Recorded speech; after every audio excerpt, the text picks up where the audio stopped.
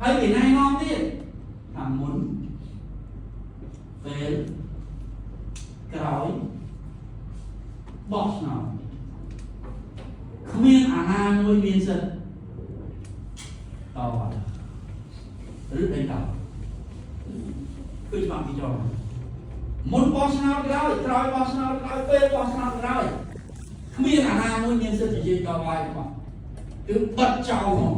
ឃើញទេចង់មកកប៉ាល់បានមកកប់ចិត្តមិនកប់ចិត្តកប់ចិត្តក្រោយមិនកប់ចិត្តក្រោយគឺយកផ្លាត់អោយ៉ាងស្រស់ហើយស្អីបោះឆ្នោតលើជុំ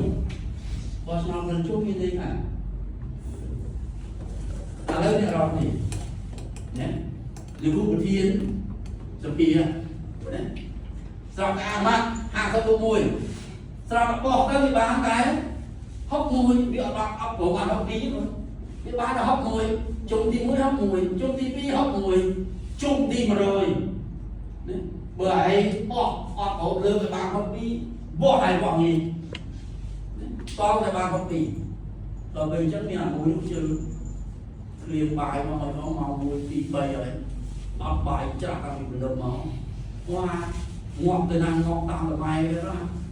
ខ្ញុំលើកដៃទៀតបាន62ផ្ទះដៃ5ជីញូណារដ្ឋាភិបាលបានចាប់ប្រទេសជំនាញហើយ